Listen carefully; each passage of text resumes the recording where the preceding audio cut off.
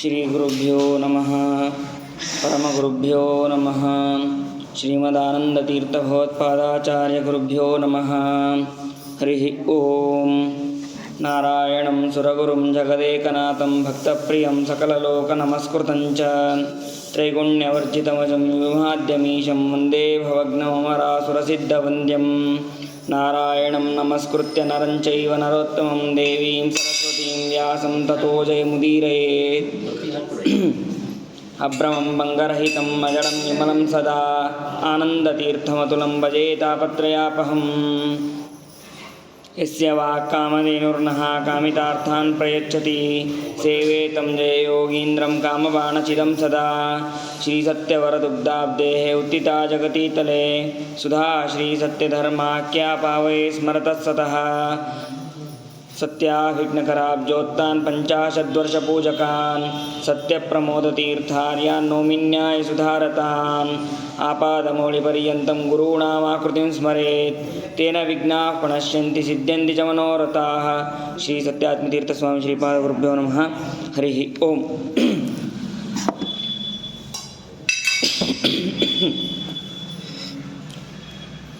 ಹಿಂದೆ ನಾವು ಸಂಜಯನ ಪಾಂಡವರ ಹತ್ರ ಹೋಗಿ ಸಂಜಯ ಏನು ತಿಳಿದು ಬಂದಿದ್ದ ಅದನ್ನೆಲ್ಲವನ್ನು ಕೌರವರ ಸಭೆಯಲ್ಲಿ ಹೇಳಿದ್ದಾನೆ, ತಿಳಿಸಿದ್ದಾನೆ.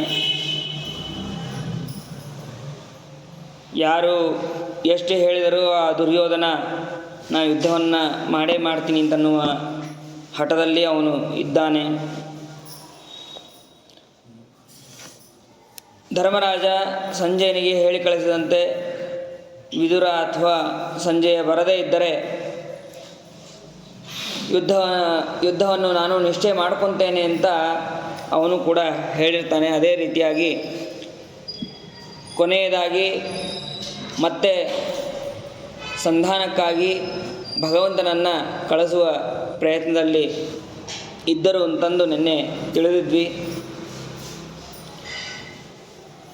ಆ ಕೃಷ್ಣ ಪರಮಾತ್ಮ ನಿನ್ನೆ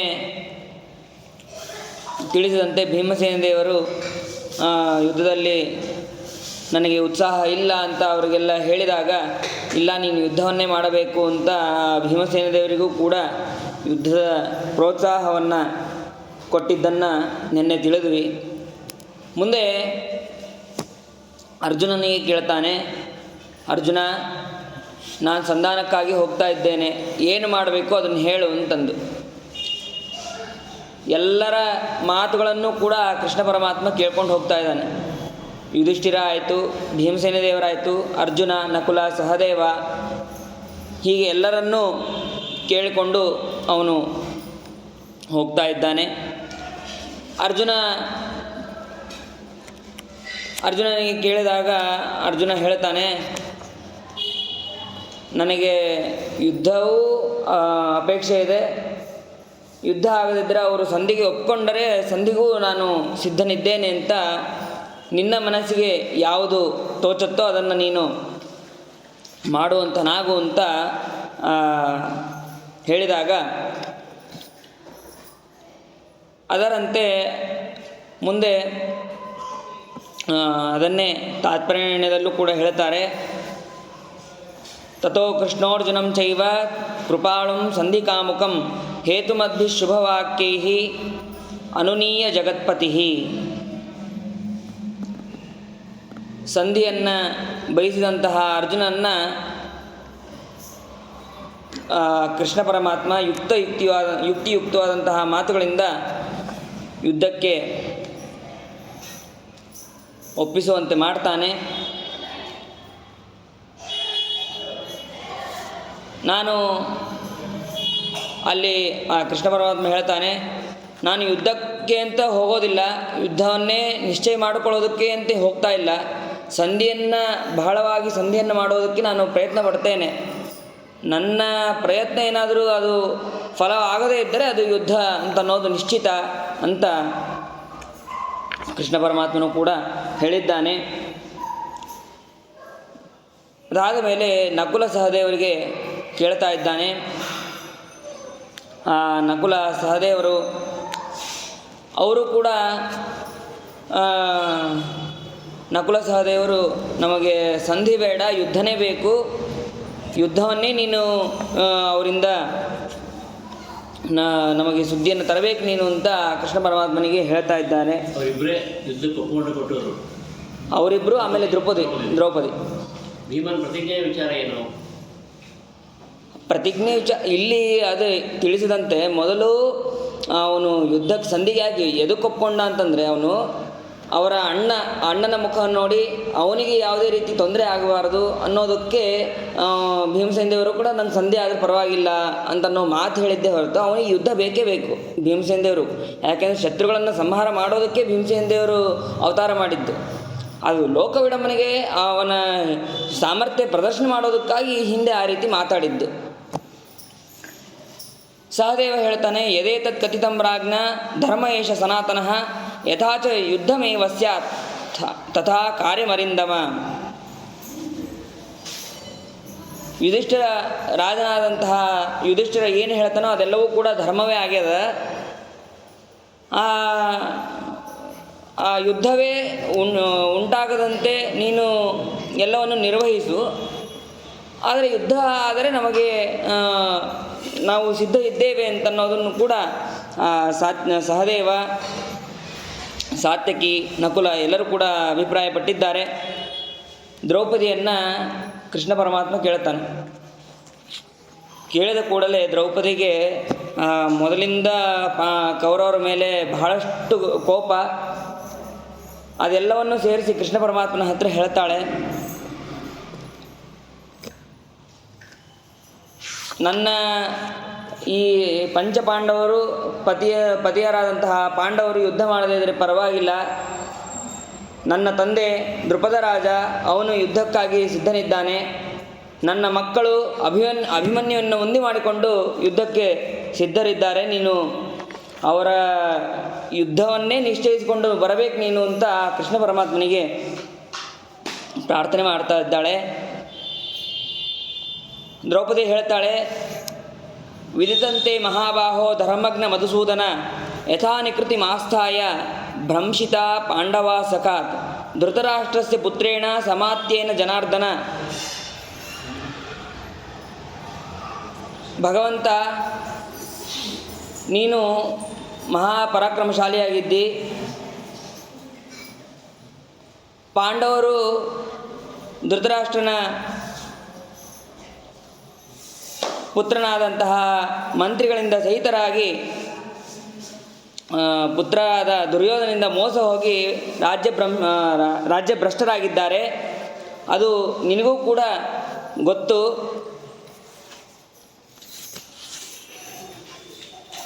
ನೀನು ಆ ಧರ್ಮಯುಕ್ತವಾದಂತಹ ಧರ್ಮರಾಜನ ಮಾತುಗಳನ್ನು ಸುಯೋಧನ ಸರ್ವಥಾ ಕೇಳೋದಿಲ್ಲ. ಸಂಧಿಯನ್ನು ನೀನು ಬಯಸಿ ಅಲ್ಲಿಂದ ಬರಬೇಡ ಅಂತ ಅವನು ದ್ರೌಪದಿ ಪ್ರಾರ್ಥನೆ ಮಾಡ್ತಾ ಇದ್ದಾಳೆ. ಅದಕ್ಕೆ ತಕ್ಕಂತೆ ಕೃಷ್ಣನು ಕೂಡ ದ್ರೌಪದಿಗೆ ಒಂದು ಪ್ರತಿಜ್ಞೆಯನ್ನು ಮಾಡ್ತಾನೆ. ಏನಂತಂದರೆ, ನೀನು ಆದಷ್ಟು ಬೇಗ ಕೌರವರ ಸ್ತ್ರೀಯರ ದುಃಖವನ್ನು ನೋಡುವಂತೆ ನಾನು ನಿನಗೆ ಆಶ್ವಾಸನೆ ಕೊಡ್ತೇನೆ. ನೀನು ಬೇಗದಲ್ಲಿ ಅವರ ದುಃಖವನ್ನು ನೀನು ನೋಡುತ್ತೀ ಅಂತ ಕೃಷ್ಣ ಪರಮಾತ್ಮ ಹೇಳಿದ್ದಾನೆ. ದ್ರೌಪದಿ ಮತ್ತೆ ಹೇಳ್ತಾಳೆ, ಯಾವ ದುಶ್ಯಾಸನ ಕೈಗಳು ನನ್ನ ತಲೆಯನ್ನು ಮುಟ್ಟಿದೆಯೋ ಆ ಕೈಗಳು ಕತ್ತರಿಸೋದು ನನ್ನ ಕಣ್ಣಿಂದ ನಾನು ನೋಡಬೇಕು. ದುರ್ಯೋಧನ ಆ ಸಭೆಯಲ್ಲಿ ಎಲ್ಲರ ಮುಂದೆ ನನ್ನನ್ನು ಅಪಹಾಸ್ಯಗಳಿಂದ ಮಾತಾಡಿದ್ದ, ಅವನನ್ನು ನಾನು ಯುದ್ಧದಲ್ಲಿ ಅವನು ಸೋಲುವುದು, ಅವನು ಮರಣ ಹೊಂದೋದನ್ನು ನಾನು ನೋಡಬೇಕು ಅಂತ ದ್ರೌಪದಿ ಕೇಳಿದಾಗ, ನೀ ಹೇಳಿದಂತೆ ಭಗವಂತ ಹೇಳ್ತಾನೆ, ನೀನು ಏನೇನು ಕೇಳಿದ್ಯೋ ಅದೆಲ್ಲವನ್ನು ನಾನು ನೆರವೇರಿಸ್ತೇನೆ ಅಂತಂದು ಅಚಿರಾತ್ ದ್ರಕ್ಷಸೆ ಕೃಷ್ಣೆ ರೋದತೀರ್ ಭರತ ಸ್ತ್ರೀಯ, ಎಲ್ಲ ಕೌರವರ ಸ್ತ್ರೀಯರು ಅಳೋದನ್ನು ನೀನು ನೋಡುವಂತೆ ನಾನು ಮಾಡ್ತೇನೆ, ಇದು ನನ್ನ ಪ್ರತಿಜ್ಞೆ ಅಂತಂದು ಹೇಳಿ ಅವನು ಅಲ್ಲಿಂದ ಹೊರಡೋದಕ್ಕೆ ಸಿದ್ಧನಾಗ್ತಾನೆ. ಪರಮಾತ್ಮ ಹೊರಡೋದಕ್ಕೆ ಸಿದ್ಧನಾದ ನಂತರ ಧರ್ಮರಾಜನ ಅನುಮತಿಯನ್ನು ಪಡೆದು ನಾನು ಇನ್ನು ಹೊರಟು ಬರುತ್ತೇನೆ, ಅಲ್ಲಿ ಹಸ್ತಿನಾವತಿಗೆ ಹೋಗ್ತಾ ಇದ್ದೇನೆ ಅಂತಂದು ಆ ಕೃಷ್ಣ ಪರಮಾತ್ಮ ಹೇಳ್ತಾನೆ. ಹೇಳಿದ ಕೂಡಲೇ ಕೃಷ್ಣ ಪರಮಾತ್ಮ ಅಲ್ಲಿ ಮಾತಾಡುವುದಕ್ಕೆ ಹೋಗ್ತಾ ಇದ್ದಾನೆ. ಅದನ್ನು ಬೇರೆ ಯಾರಿಂದನೂ ತಿಳಿಯೋದಕ್ಕೆ ಸಾಧ್ಯ ಇಲ್ಲ.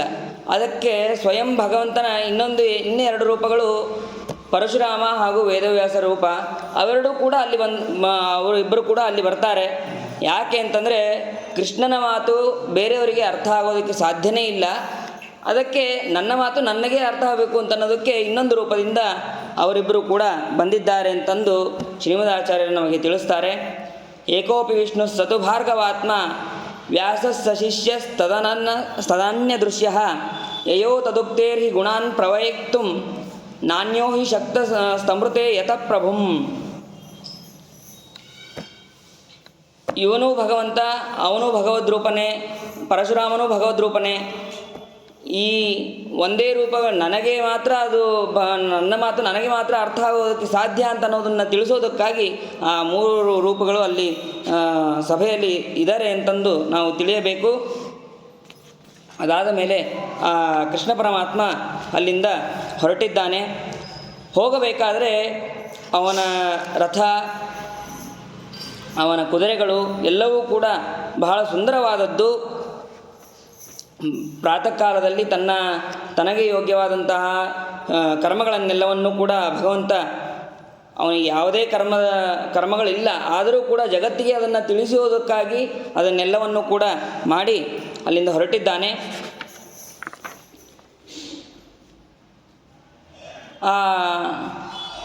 ಅವನ ರಥ ಹೇಗಿತ್ತು ಅಂತಂದರೆ 4 ಕುದುರೆಗಳು, ಸೈನ್ಯ, ಸುಗ್ರೀವ, ಮೇಘಪುಷ್ಪ, ಬಲಾಹಕ ಅಂತಂದು 4 ಕುದುರೆಗಳು. ಆ ಕುದುರೆಗಳಿಂದ ಕೂಡಿದಂತಹ ಶೋಭಾಯಮಾನವಾದಂತಹ ರಥ ಅಲ್ಲಿಂದ ಹೊರಟಿದೆ. ಹೋಗಬೇಕಾದರೆ ಮಧ್ಯದಲ್ಲಿ ಋಷಿಗಳು ದಾರಿಯಲ್ಲಿ ಎಲ್ಲ ಋಷಿಗಳು ಕಂಡಿದ್ದಾರೆ. ಆ ಋಷಿಗಳನ್ನು ಕೂಡ ಅವನು ಕುಶಲ ಪ್ರಶ್ನೆಯನ್ನು ಮಾಡ್ತಾ ಇದ್ದಾನೆ. ಭಗವಂತ ನಮಗೆ ತಿಳಿಸುವ ತತ್ವ ಏನು ಅಂತಂದರೆ, ಆ ಋಷಿಗಳು ಕಂಡ ಕೂಡಲೇ ರಥದಿಂದ ಕೆಳಗೆ ಇಳಿದು ಆ ಋಷಿಗಳಿಗೆ ಎಲ್ಲರಿಗೂ ಕೂಡ ನಮಸ್ಕಾರವನ್ನು ಮಾಡಿ, ನೀವು ಭೂಮಿಗೆ ಬಂದ ಕಾರಣವೇನು ಅಂತೆಲ್ಲವನ್ನು ಕೂಡ ಕುಶಲ ಪ್ರಶ್ನೆಯನ್ನು ಆ ಭಗವಂತ ಮಾಡಿದ್ದಾನೆ.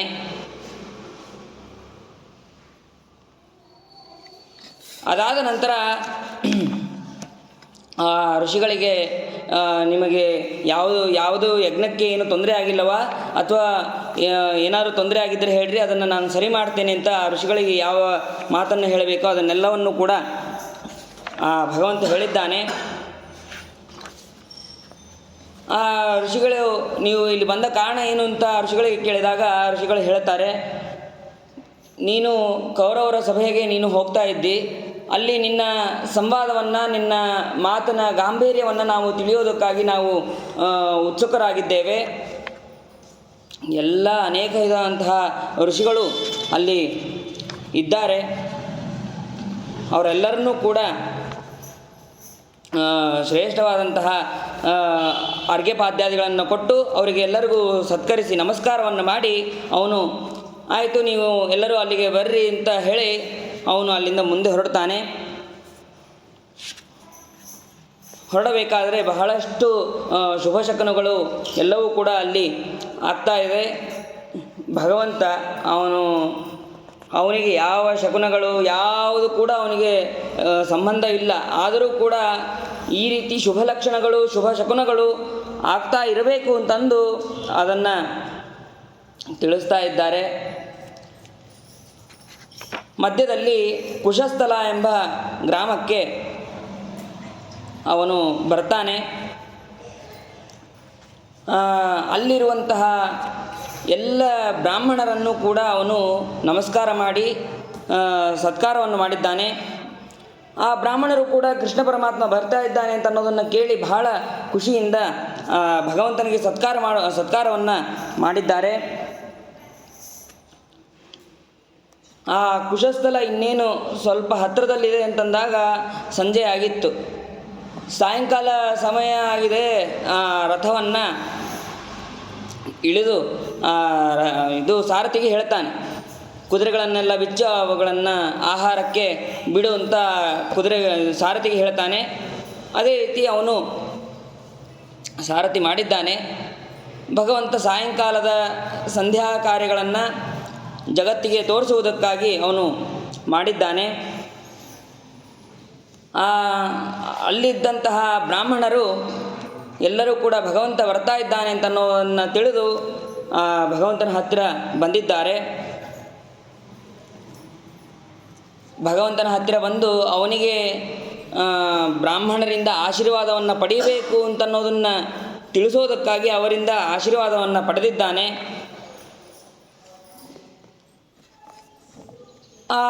ಕೇಶವ ಎಲ್ಲ ಬ್ರಾಹ್ಮಣರಿಂದ ಸಹಿತನಾದಂತಹ ಭಗವಂತ ಆ ರಾತ್ರಿ ಅಲ್ಲಿ ಬ್ರಾಹ್ಮಣರು ಏನು ನಿವೇದನೆಯನ್ನು ಮಾಡ್ತಾರೋ ಅದೆಲ್ಲವನ್ನು ಅವನು ಸ್ವೀಕರಿಸಿದ್ದಾನೆ.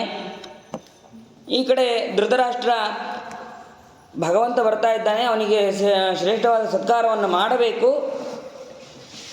ಅವನಿಗೆ ಯಾವುದೇ ರೀತಿ ಲೋಪದೋಷಗಳು ಆಗಬಾರದು ಅಂತ ತನ್ನ ಮಗನಾದ ದುರ್ಯೋಧನಿಗೆ ಹೇಳ್ತಾನೆ. ದುರ್ಯೋಧನ ಭಗವಂತನಿಗೆ ಪ್ರೀತಿ ಆಗಬೇಕು ಅಂತನ್ನೋದಕ್ಕಾಗಿ ಅವನು ಶ್ರೇಷ್ಠವಾದಂತಹ ವಿಚಿತ್ರವಾದಂತಹ ಸಭೆಗಳನ್ನೆಲ್ಲ ದುರ್ಯೋಧನ ಮಾಡಿಸಿದ್ದಾನೆ. ಆದ ಮೇಲೆ ಅವನು ಮರುದಿನ ಕೃಷ್ಣ ಪರಮಾತ್ಮ ಕುಶಸ್ಥಳದಲ್ಲಿರುವಂತಹ ಕೃಷ್ಣ ಪರಮಾತ್ಮ ಪ್ರಾತಃ ಕಾಲದಲ್ಲಿ ಎದ್ದು ಅಲ್ಲಿ ಆನ್ನಿಕಾದಿಗಳನ್ನು ಕರ್ಮಗಳನ್ನೆಲ್ಲವನ್ನು ಮುಗಿಸಿಕೊಂಡು ಬ್ರಾಹ್ಮಣರಿಗೆ ಮತ್ತೆ ಪ್ರದಕ್ಷಿಣೆ ನಮಸ್ಕಾರವನ್ನು ಹಾಕಿ ಅಲ್ಲಿಂದ ಹೊರಡೋದಕ್ಕೆ ಸಿದ್ಧನಾಗಿದ್ದಾನೆ.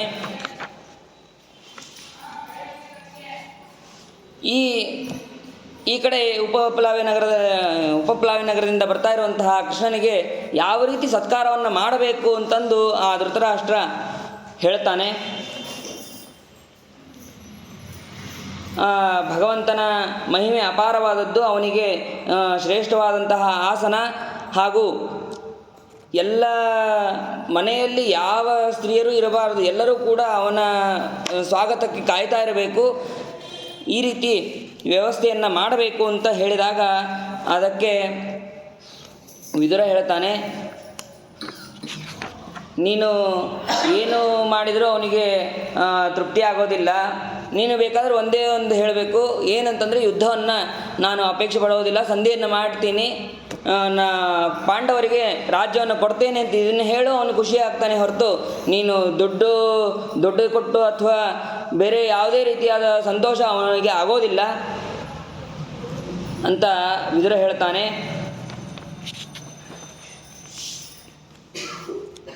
ಆವಾಗ ಮತ್ತೆ ವಿದುರ ಅನೇಕ ಮಾತುಗಳನ್ನು ಹೇಳ್ತಾನೆ.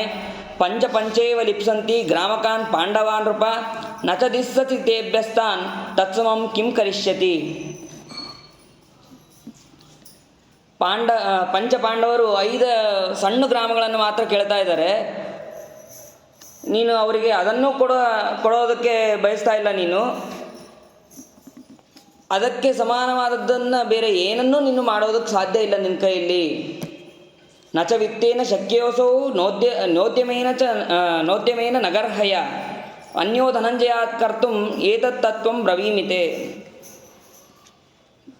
ವಿತ್ತಿನಿಂದ ಅಂದರೆ ಧನದಿಂದಾಗಲಿ ಅಥವಾ ಬೇರೆ ಪ್ರಯತ್ನದಿಂದಾಗಲಿ ಅವನನ್ನು ನಿಂದನೆ ಮಾಡುವುದರಾಗಲಿ ಯಾವುದರಿಂದಲೂ ಅರ್ಜುನನ್ನು ಕೊಂಡ್ಕೊಳ್ಳೋದಕ್ಕೆ ಆಗೋದಿಲ್ಲ. ಇದನ್ನು ಮಾತ್ರ ನೀನು ತಿಳಿಯಲೇಬೇಕು. ಇಷ್ಟು ಹೇಳಿದಾಗ ದುರ್ಯೋಧನ ಹೇಳ್ತಾನೆ, ಯಾವುದು ನಾನು ಮಾಡೋದೇ ಇಲ್ಲ, ಆ ಕೃಷ್ಣನನ್ನು ನಾನು ಬಂಧನ ಮಾಡ್ತೇನೆ. ಯದಾಹ ವಿದುರ ಕೃಷ್ಣೆ ಸರ್ವಂ ತತ್ ಸತ್ಯಮುಚ್ಯತೆ ಅನುರಕ್ತೋಪ್ಯಸಂಹಾರ್ಯ ಪಾರ್ಥಾನ್ ಪ್ರತಿ ಜನಾರ್ದನ. ಪಾಂಡವರ ವಶದಲ್ಲಿ ಇರುವಂತಹ, ಪಾಂಡವರ ಪ್ರೀತಿಯಲ್ಲಿ ಇರುವಂತಹ ಕೃಷ್ಣ ಪರಮಾತ್ಮ ಈ ಯಾವ ಕೆಲಸದಿಂದಲೂ ಅವನು ತೃಪ್ತಿಯಾಗೋದಿಲ್ಲ. ನೀ ಹೇಳಿದ್ದೆಲ್ಲವೂ ಸತ್ಯ, ಆದರೆ ನಾ ಈ ಯಾವ ಸತ್ಕಾರವನ್ನು ಕೂಡ ನಾನು ಆ ಕೃಷ್ಣನಿಗೆ ಮಾಡೋದಕ್ಕೆ ಇಚ್ಛೆ ಪಡೋದೇ ಇಲ್ಲ. ಏನು ಮಾಡ್ತೀನಿ ಅಂತಂದರೆ ಅವನನ್ನು ಇದಂತು ಸಮಹತ್ ಕಾರ್ಯಂ ಶೃಣುಮೆ ಯತ್ ಸಮರ್ಥಿತಂ ಪರಾಯಣಂ ಪಾಂಡವಾನಾಂ ನಿಯಂಸ್ಯಾಮಿ ಜನಾರ್ದನಂ. ಇಲ್ಲಿ ನಿಯಂಸ್ಯಾಮಿ ಅಂತಂದರೆ ಬದ್ನಾಮಿ ಅಂತನ್ನುವ ಅರ್ಥವನ್ನು ನಮಗೆ ವಾದಿರಾಜರು ಲಕ್ಷಾಲಂಕಾರದಲ್ಲಿ ತಿಳಿಸಿದ್ದಾರೆ. ಪಾಂಡವರಿಗೆ ದೊಡ್ಡ ಆಶ್ರಯನಾದಂತಹ ಈ ಕೃಷ್ಣ ಪರಮಾತ್ಮನನ್ನು ನಾನು ಬಂಧನ ಮಾಡ್ತೇನೆ ಅಂತ. ಅದಕ್ಕೆ ಅದನ್ನು ಕೇಳಿದಂತಹ ಧೃತರಾಷ್ಟ್ರ ಒಂದು ಮಾತು ಹೇಳ್ತಾನೆ. ಮೈವಂ ವೋಚ ಪ್ರಜಾಪಾಲ ನೈಷ ಧರ್ಮ ಸನಾತನ ದ್ಯೂತಶ್ಚ ಹಿ ಋಷಿಕೇಶ್ಚ ಸಂಬಂಧೀ ಚ ಪ್ರಿಯಶ್ಚನಃ ಅಪಾಪ ಕೌರವೇಯೇಷು ಸಖತಂ ಬಂಧಮರ್ಹತಿ. ಎಲೆ ರಕ್ಷಕನೇ, ನೀನು ಈ ರೀತಿ ಮಾತಾಡಬೇಡ. ಯಾಕೆ ಅಂತಂದರೆ ಇದು ಸನಾತನ ಧರ್ಮ ಅಲ್ಲ. ನೀನು ಯಾರನ್ನ ಬಂಧನ ಮಾಡ್ತೀನಿ ಅಂತ ಹೇಳ್ತೀಯೋ ಅದನ್ನು ಸಾಧ್ಯ ಇಲ್ಲ.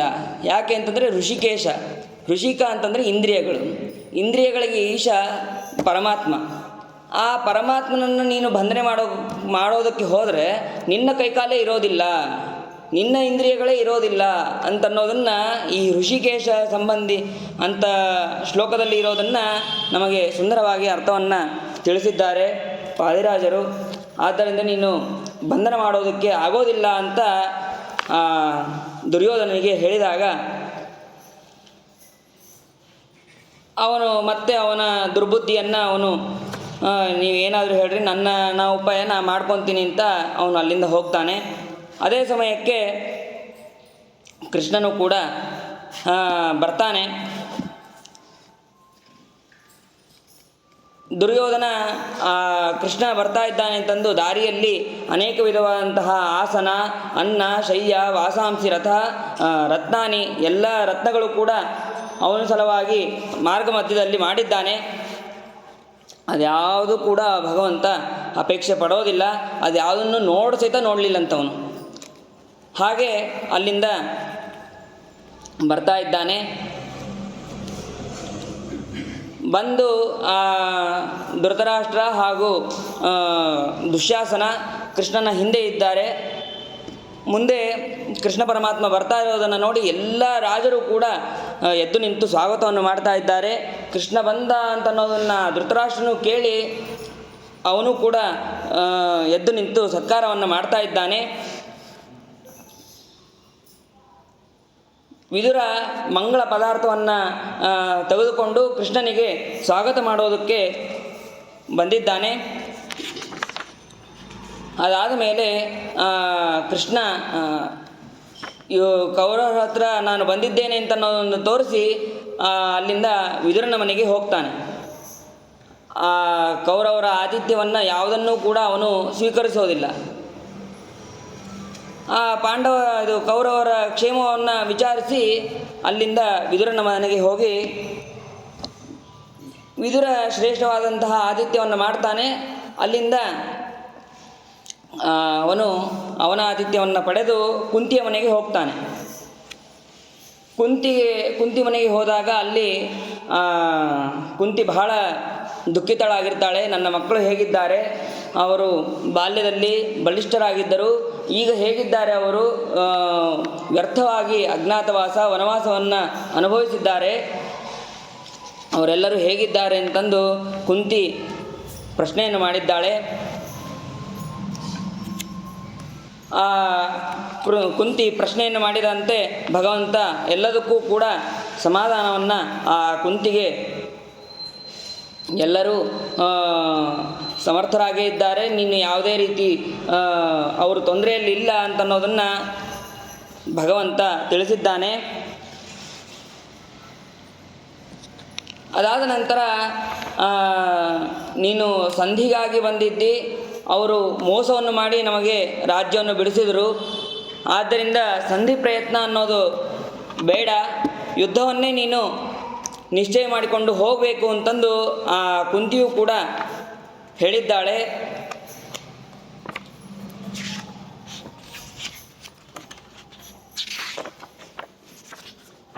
ಕುಂತಿಗೆ ಕುಂತಿ ಏನು ಪ್ರಶ್ನೆ ಮಾಡಿದ್ದಾಳೋ ಅದಕ್ಕೆಲ್ಲವನ್ನು ಕೂಡ ಭಗವಂತ ಉತ್ತರವನ್ನು ಕೊಡ್ತಾ ಹೋಗ್ತಾನೆ. ಈ ನಿನ್ನ ಮಕ್ಕಳು ವೀರರಾಗಿ ಧೀರರಾಗಿ ಇದ್ದಾರೆ ಅಂತ ಭಗವಂತ ಹೇಳ್ತಾ ಇದ್ದಾನೆ. ಅಂತಂ ಧೀರ ನಿಷೇವಂತೆ ಮಧ್ಯಂ ಗ್ರಾಮ್ಯ ಸುಖಪ್ರಿಯಾ ಉತ್ತಮಾಶ್ಚ ಪರಿಕ್ಲೇಶಾನ್ ಭೋಗಾಂಶ್ಚೈವಾತಿ ಮಾನುಷಾನ್ ಅಂತೇಷು ರೇಮಿರೇ ಧೀರಾ ನತೆ ಮಧ್ಯೇಶು ರೇಮಿರೇ ಅಂತಃಪ್ರಾಪ್ತಿಂ ಸುಖಂ ಪ್ರಾಹು ದುಃಖಮಂತರಮಂತಯೋ. ಈ ಶ್ಲೋಕ ನಮ್ಮ ಸ್ವಾಮಿಗಳಿಗೆ ಬಹಳ ಪ್ರಿಯವಾದದ್ದು. ಇದನ್ನು ಮೇಲಿಂದ ಮೇಲೆ ಈ ಶ್ಲೋಕವನ್ನು ಹೇಳ್ತಾ ಇರ್ತಾರೆ. ಅಂತೇಷು ರೇಮಿರೇ ಧೀರಾ ನತೆ ಮಧ್ಯೇಶು ರೇಮಿರೇ.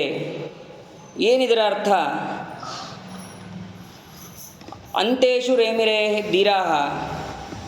ಅಂತೇಷು ಅಂತಂದರೆ ನಾವು ಸಾಮಾನ್ಯವಾದಂತಹ ಅರ್ಥವನ್ನು ತಿಳಿದುಕೊಳ್ಳಬಾರದಿಲ್ಲಿ. ಸಾಮಾನ್ಯವಾದದ್ದು ಅಂತಂದರೆ ನಾವು ಕೊನೆ ಕಾಲದಲ್ಲಿ ನಾವು ಸುಖವಾಗಿರ್ತೇವೆ ಅಂತ ಅನ್ನೋದನ್ನು ಅರ್ಥ ಅಲ್ಲ. ಧರ್ಮ, ಅರ್ಥ, ಕಾಮ, ಮೋಕ್ಷ, ಇದರಲ್ಲಿ ಅಂತ ಅಂತಂದರೆ ಮೋಕ್ಷ. ನಾವು ಧೀರರಾಗಿದ್ದರೆ ಮಾತ್ರ, ಅಂದರೆ ಜ್ಞಾನಿಗಳಾಗಿದ್ದರೆ, ಜ್ಞಾನವನ್ನು ತಿಳಿದಿದ್ದರೆ, ಭಗವಂತನ ಬಗ್ಗೆ ತಿಳಿದಿದ್ದರೆ ಮಾತ್ರ ನಾವು ಮೋಕ್ಷದಲ್ಲಿ ಸುಖವಾಗಿ ಇರೋದಕ್ಕೆ ಸಾಧ್ಯ. ಅಥವಾ ಉಲ್ಟಾ, ಮೋಕ್ಷ, ಕಾಮ, ಅರ್ಥ, ಧರ್ಮ, ಇದು ಧರ್ಮ. ಅಂತೇಶು ಅಂತಂದರೆ ಈ ಕಡೆ ನೋಡಿದಾಗ ಇದು ಅಂತ, ಆ ಕಡೆ ನೋಡಿದಾಗ ಇದು ಅಂತ. ಧರ್ಮವನ್ನು ಮಾಡಿದಾಗ ಮಾತ್ರ ನಾವು ಮೋಕ್ಷದಲ್ಲಿ ಸುಖವಾಗಿರಬಹುದು ಅಂತನ್ನೋ ಅರ್ಥವನ್ನು ನಮಗೆ ತಿಳಿಸ್ತಾ ಇದ್ದಾರೆ. ಇಲ್ಲಿ ನತೆ ಮಧ್ಯೇಶು ರೇಮಿರೆ, ಮಧ್ಯವಾದಂತಹ ಅರ್ಥ ಕಾಮಗಳನ್ನು ನಾವು ಅಪೇಕ್ಷೆ ಪಟ್ಟರೆ ಯಾವತ್ತೂ ಸುಖವಾಗಿ ಇರೋದಿಲ್ಲ. ಇದಕ್ಕೆ ಒಂದೆರಡು ಉದಾಹರಣೆಯನ್ನು ನಾವು ತಿಳಿಯೋಣ. ಏನಂತಂದರೆ, ಯಾದವಾರ್ಯರು ಮೊದಲಿಗೆ ಬಹಳ ಅವರು ವ್ಯಾಪಾರವನ್ನು ಮಾಡ್ತಾ ಇರ್ತಾರೆ. ವ್ಯಾಪಾರವನ್ನು ಮಾಡಿದಾಗ ಒಂದು ಸಲ ಅವರನ್ನು ವ್ಯಾಪಾರ ಮಾಡೋದನ್ನು ಕದಿಯೋದಕ್ಕಾಗಿ ಕಳ್ಳರು ಬರ್ತಾರೆ. ಕಳ್ಳರು ಬಂದಾಗ ಅವರಿಗೆ ಬಹಳ ಭಯ ಆಗತ್ತೆ. ಯಾಕೆ ಅಂತಂದರೆ, ಅವರು ಕಳ್ಳರು ಬಂದು ಮರದಿವಸ ಬಂದು ಹೇಳ್ತಾರಂತೆ. ಯಾಕೆ ಭಯ ಆಯಿತು? ಕಳ್ಳತನ ಮಾಡೋದನ್ನೇ ಬಿಟ್ಬಿಡ್ತಾರೆ ಅವರು. ಇವರು ಎಲ್ಲಿಗೆ ಹೊರಗೆ ಹೋಗಬೇಕಾದ್ರೂ ಅಗ್ರತೋ ನಾರಸಿಂಹಶ್ಚ ಪೃಷ್ಠತೋ ಗೋಪಿನಂದನ ಉಭಯೋ ಪಾರ್ಶ್ವಯೋ ರಾಸ್ತಾಂ ಶಶರೋ ರಾಮಲಕ್ಷ್ಮಣೋ ಅಂತನ್ನೋ ಶ್ಲೋಕವನ್ನು ನಿತ್ಯದಲ್ಲೂ ಕೂಡ ಹೇಳ್ತಾ ಹೋಗ್ತಾ ಇರ್ತಾರೆ. ಇದನ್ನು ಕಳ್ಳರು ನೋಡ್ತಾರಂತೆ. ನಿಮ್ಮ ಮನೆ ಮುಂದೆ ಉಗ್ರರೂಪಿಯಾದಂತಹ ನರಸಿಂಹ ಬಂದಂಗಾಯಿತು, ಹಿಂದೆ ಬಂದರೆ ಕೃಷ್ಣ ಬಂದಂಗಾಯಿತು, ಇನ್ನು ಪಕ್ಕದಲ್ಲಿ ಬರೋದಕ್ಕೆ ಹೋದರೆ ಬಿಲ್ಲು ಬಾಣವನ್ನು ಧರಿಸಿ ಯಾರೋ ಇಬ್ಬರು ನಿಂತಂತೆ ಇತ್ತು. ಹಾಗಾಗಿ ಕಳ್ಳತನವನ್ನು ನಾವು ಮಾಡ್ತಾ ಇಲ್ಲ, ಇನ್ಮೇಲೆ ನಾವು ನಮ್ಮನ್ನು ಕ್ಷಮಿಸಬೇಕು ಅಂತಂದು ಯಾದವಾರ್ಯರು ಹೇಳಿದಾಗ ಯಾದವಾರ್ಯರು ಆಶ್ಚರ್ಯಪಟ್ಟು ಅವರು ತಕ್ಷಣವೇ ಆ ವ್ಯಾಪಾರವನ್ನು ಬಿಟ್ಟು ಎಲ್ಲ ಭಗವಂತನಲ್ಲಿ ಆಸಕ್ತಿಯ ಮನಸ್ಸನ್ನು ಹೊಂದು ವಿಶೇಷವಾಗಿ ವ್ಯಾಖ್ಯಾನವನ್ನು ಮಾಡಿದ್ದಾರೆ. ಭಾಗವತಕ್ಕೆ, ಶ್ರೀಮನ್ ನ್ಯಾಯಸುಧಕ್ಕೆ ಯಾದುಪತ್ತೇ ವಿಶೇಷತಃ ಅಂತನ್ನುವ ಮಾತನ್ನು ಕೂಡ ನಾವು ಕೇಳ್ತೇವೆ. ಅಷ್ಟು ಅದ್ಭುತವಾದಂತಹ ವ್ಯಾಖ್ಯಾನವನ್ನು ಮಾಡುವವರಾದರು ಯಾದವಾರ್ಯರು. ಅದೇ ರೀತಿ ಒಬ್ಬ ರಾಜ, ಅವನು ಧರ್ಮಿಷ್ಠರಿಗೆ ದಾನ ಮಾಡ್ತಾ ಇರ್ತಾನೆ. ಅಲ್ಲಿ ಒಬ್ಬ ಬಡ ಬ್ರಾಹ್ಮಣ, ಅವನಿಗೆ ಬಹಳ ತೊಂದರೆ ಇದೆ ಅಂತಂದು ಅವನು ರಾಜನ ಹತ್ರ ಬರ್ತಾನೆ. ನಾನು ಭಾಗವತವನ್ನು ಅಧ್ಯಯನ ಮಾಡಿದ್ದೇನೆ, ನನಗೆ ಧನ ಸಹಾಯ ಬೇಕು ಅಂತ ಅವನು ರಾಜನ ಹತ್ರ ಕೇಳಿದಾಗ ರಾಜ, ನೀನು ಭಾಗವತವನ್ನು ಸರಿಯಾಗಿ ಓದಿಲ್ಲ, ಸರಿಯಾಗಿ ಅಧ್ಯಯನ ಮಾಡ್ಕೊಂಬ ಅಂತಂದು ಮತ್ತೆ ಅವನನ್ನು ಕಳಿಸ್ತಾನೆ. ಸರಿ ಅಂತಂದು, ನಾನು ಬರೀ ಪುಸ್ತಕ ನೋಡಿ ಹೇಳೋದಕ್ಕೆ ಸಾಧ್ಯ ಇಲ್ಲ, ಇನ್ನು ಕಂಠಪಾಠ ಮಾಡಬೇಕೇನೋ ಅಂತಂದು ಅಷ್ಟು ಶ್ಲೋಕವನ್ನು ಕಂಠಪಾಠ ಮಾಡಿದ್ದಾನೆ. ಮಾಡಿಕೊಂಡು ಮತ್ತೆ ರಾಜನ ಹತ್ರ ಬರ್ತಾನೆ. ರಾಜನ ಹತ್ರ ಬಂದಾಗ ನನಗೆ ಧನ ಸಹಾಯ ಬೇಕಾಗಿದೆ. ಮತ್ತೆ ಅವನು, ಇಲ್ಲ ನೀನು ಇನ್ನಷ್ಟು ಅಧ್ಯಯನ ಮಾಡ್ಕೊಂಬ. ಏನು ಈ ರಾಜ ನಾ ಯಾವಾಗ ಹೋದರೂ ಈ ರೀತಿ ಹೇಳ್ತಾ ಇದ್ದಾನೆ, ಏನು ಅಂತ. ಆವಾಗ ಮತ್ತೆ ಅವನು ಭಾಗವತವನ್ನು ಎಲ್ಲ ಬರೀ ಮೇಲೆ ಭಾಗವತವನ್ನು ಓದ್ತಾ ಇದ್ದ. ಅವನು ಪ್ರತಿಯೊಂದು ಶ್ಲೋಕದ ಅರ್ಥವನ್ನು ತಿಳಿದುಕೊಂಡು ಅವನು ಹೋದ ಮೇಲೆ ಅವನು ರಾಜನ ಹತ್ರ ಹೋಗಲೇ ಇಲ್ಲ ಮತ್ತೆ. ಆವಾಗ ರಾಜನಿಗೆ ಆಶ್ಚರ್ಯ ಆಯಿತು. ಯಾಕೆ ಇವನು 2 ಸತಿ ಬಂದ, ಆಮೇಲೆ ಬರಲೇ ಇಲ್ಲಲ್ಲ, ಏನಾಯಿತು ಏನು ಅಂತ ತನ್ನ ದೂತರನ್ನು ಕಳಿಸ್ತಾನೆ. ದೂತರನ್ನು ಕಳಿಸಿದಾಗ ಅವನು ಬರೋದಿಲ್ಲ ಅಂತ ಹೇಳ್ತಾನಂತೆ. ಯಾಕೆ ಅಂತಂದರೆ ಅವಾಗ ಅವನು ಶ್ಲೋಕವನ್ನು ಅರ್ಥವನ್ನು ಮಾಡಿಕೊಂಡಂಥದ್ದು ಯಾವುದು ಅಂತಂದರೆ ಚೀರಾಣಿ ಕಿಂಪತಿ ನ ಸಂತಿ ದಿಶಂತಿ ಭಿಕ್ಷಾಂ ನೋ ವಾಂಗ್ರಿಪ ಪರಿಭೃತ ಸರಿತೋಪ್ಯ ಶುಷ್ಯನ್ ವೃದ್ಧ ಗುಹಾ ಕಿಮವಧೂತ ಸುಹೃನ್ನ ಕೃಷ್ಣ ಕಸ್ಮಾತ್ ಭಜಂತಿ ಕವಯೋದನ ದುರ್ಮದಾಂದಾನ್. ನಾವು ಭಗವಂತನನ್ನು ಬೇಡಬೇಕೇ ಹೊರತು ಧನದಿಂದ ಮತ್ತರಾದಂತಹ ರಾಜರನ್ನಾಗಲಿ ಬೇರೆ ಯಾರನ್ನೂ ಕೂಡ ನಾವು ಬೇಡಬಾರದು ಅಂತ ಅನ್ನೋದನ್ನು ಆ ಶ್ಲೋಕದ ಅರ್ಥವನ್ನು ಅವನು ತಿಳಿದುಕೊಂಡಿದ್ದ. ಇದರಲ್ಲಿ ಅವನು ಧ್ಯಾನಾಸಕ್ತನಾಗಿದ್ದ. ಇದರಿಂದ ಗೊತ್ತಾಗತ್ತೆ ಅಂತೇಶು ರೇಮಿರೇ ಧೀರಾಹ, ಧರ್ಮ ಮತ್ತು ಮೋಕ್ಷ ಇದನ್ನು ತಿಳಿಸುವಂತಹ ಭಾಗವತ ಧರ್ಮ ಹಾಗೂ ಮಹಾಭಾರತ ಇತ್ಯಾದಿ ಎಲ್ಲವನ್ನು ನಾವು ತಿಳಿದಾಗ ಮಾತ್ರ ನಮಗೆ ಸುಖ ಅಂತ ಅನ್ನೋದಾಗತ್ತೆ. ಇಲ್ಲಿ ಧೀರಾಹ ಅಂತಂದರೆ ಧೀ ಅಂತಂದರೆ ಜ್ಞಾನ. ಇದನ್ನು ನಾವು ಇದರಲ್ಲಿ ಜ್ಞಾನದಲ್ಲಿ ಆಸಕ್ತಿ ಇರಬೇಕು. ರತಿ ಇದ್ದರೆ ಮಾತ್ರ ಅವರಿಗೆ ಸುಖ ಅಂತ ಅನ್ನೋದು ಪ್ರಾಪ್ತಿ ಆಗತ್ತೆ. ಇಲ್ಲದಿದ್ದರೆ ಸರ್ವಥಾ ಸುಖ ಪ್ರಾಪ್ತಿ ಅಂತ ಅನ್ನೋದು ಆಗೋದಿಲ್ಲ ಅಂತ ಅನ್ನೋದನ್ನು ಈ ಶ್ಲೋಕದಲ್ಲಿ ಸುಂದರವಾಗಿ ತಿಳಿಸಿದ್ದಾರೆ. ಇದನ್ನು ಕೃಷ್ಣ ಪರಮಾತ್ಮ ಕುಂತಿದೇವಿಗೆ ಹೇಳ್ತಾನೆ. ಹೇಳಿದ ನಂತರ ಕುಂತಿಯಿಂದ ಅನುಮತಿಯನ್ನು ಪಡೆದು ಅವನು ಅಲ್ಲಿಂದ ಹೊರಡೋದಕ್ಕೆ ಸಿದ್ಧನಾಗ್ತಾನೆ. ಅದಾದ ಮೇಲೆ ದುರ್ಯೋಧನ ಭೋಜನವನ್ನು ಯಾಕೆ ನಿರಾಕರಿಸಿದ ಭಗವಂತ, ಅದಕ್ಕೆ ಕಾರಣಗಳನ್ನು ಕೊಡ್ತಾರೆ. ದುರ್ಯೋಧನ ಕೇಳ್ತಾನೆ, ನಾನು ನಿನ್ನ ಪ್ರೀತಿಗಾಗಿ ನಾನು ಅನ್ನ ಭೋಜ್ಯ ಎಲ್ಲವನ್ನೂ ನಾನು ಮಾಡಿದ್ದೆ, ನೀನು ಯಾಕೆ ಸ್ವೀಕರಿಸಿಲ್ಲ ಅಂತಂದು ದುರ್ಯೋಧನ ಕೇಳಿದಾಗ ಭಗವಂತ ಹೇಳ್ತಾನೆ,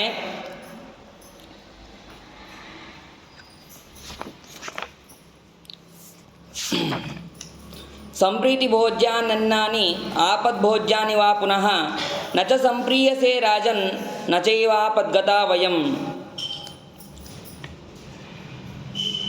ಯಾರಲ್ಲಿ ಪ್ರೀತಿ ಅಂತ ಅನ್ನೋದಿರುತ್ತೋ ಅವರಲ್ಲಿ ಭೋಜನ ಅಂತ ಅನ್ನೋದನ್ನು ಮಾಡಬೇಕು, ಅಥವಾ ಆಪತ್ತು ಕಾಲದಲ್ಲಿ ಭೋಜನವನ್ನು ಮಾಡಬೇಕು.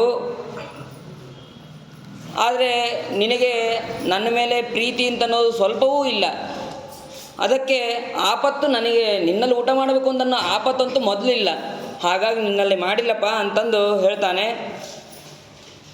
ಇದಕ್ಕೆ ತಕ್ಕಂತೆ ಇನ್ನೊಂದು ಶ್ರೀಮದಾಚಾರ್ಯರ ನಿರ್ಣಯದಲ್ಲಿ ಹೇಳ್ತಾರೆ, ಯಾಕೆ ಅವರ ಭೀಷ್ಮಾದಿಗಳ ದ್ರೋಣಾದಿಗಳ ಸತ್ಕಾರವನ್ನು, ದುರ್ಯೋಧನನ ಸತ್ಕಾರವನ್ನು ಯಾಕೆ ಅವನು ನಿರಾಕರಿಸಿದ ಅಂತಂದರೆ, ಸಭೀಷ್ಮ ಮುಖ್ಯೈರಭಿಯಾಚಿತೋಪಿ ಜಗಾಮ ನೈಷಾಂ ಗೃಹಮಾದಿದೇವ ಉಪೇಕ್ಷಿತಾ ದ್ರೌಪದಿ ಇತ್ಯಪ್ರಮೇಯೋ ಜಗಾಮ ಗೇಹಂ ವಿದುರಸ್ಯ ಶೀಘ್ರಂ. ಭಗವಂತ ಹೇಳ್ತಾನೆ, ಭೀಷ್ಮ, ದ್ರೋಣ, ಕೃಪಾಚಾರ್ಯರು ಎಲ್ಲರೂ ಕೂಡ ದ್ರೌಪದಿಗೆ ಅವಮಾನ ಮಾಡಿದಾಗ ನೀವೆಲ್ಲರೂ ಸುಮ್ಮನೆ ಕೂತಿದ್ರಿ, ಯಾರೂ ಅದನ್ನು ನಿರಾಕರಿಸಲಿಲ್ಲ. ವಿದುರ ಮಾತ್ರ ಅದನ್ನು ಇದು ಅಧರ್ಮ ಅಂತಂದು ಹೇಳಿದ್ದು ಎದ್ದು ನಿಂತು ಸಭೆಯಲ್ಲಿ ಮಾತಾಡಿದ್ದು ಅವನೊಬ್ಬನೇ. ಹಾಗಾಗಿ ಅವನ ಮನೆಗೆ ಹೋಗಿದ್ದು ಅಂತ ಶ್ರೀಮದಾಚಾರ್ಯರು ಕೂಡ ನಮಗೆ ತಿಳಿಸ್ತಾರೆ. ಅಷ್ಟೇ ಅಲ್ಲದೆ ದ್ವಿಷದನ್ನಂ ನ ಭೋಕ್ತವ್ಯಂ ದ್ವಿಷಂತಂ ನೈವ ಭೋಜಯೇ ಪಾಂಡವಾನ್ ದ್ವಿಷಸೇ ರಾಜನ್ ಮಮ ಪ್ರಾಣಾಹಿ ಪಾಂಡವಾಹ. ಯಾರು ದ್ವೇಷವನ್ನು ಮಾಡ್ತಾ ಇರ್ತಾರೋ ಅವರ ಮನೆಯಲ್ಲಿ ಅನ್ನವನ್ನು ತಿನ್ನಬಾರದು. ದ್ವೇಷವನ್ನು ಮಾಡುವಂತಹವನಿಗೆ ಅನ್ನವನ್ನೂ ಕೂಡ ಕೊಡಬಾರದು. ನೀನು ಪಾಂಡವರನ್ನು ದ್ವೇಷ ಮಾಡ್ತಾ ಇದ್ದಿ, ಅವರು ನನಗೆ ಪ್ರಾಣಪ್ರಿಯರವರು ಅಂತ ಭಗವಂತ ಹೇಳ್ತಾನೆ. ಅದಾದ ಮೇಲೆ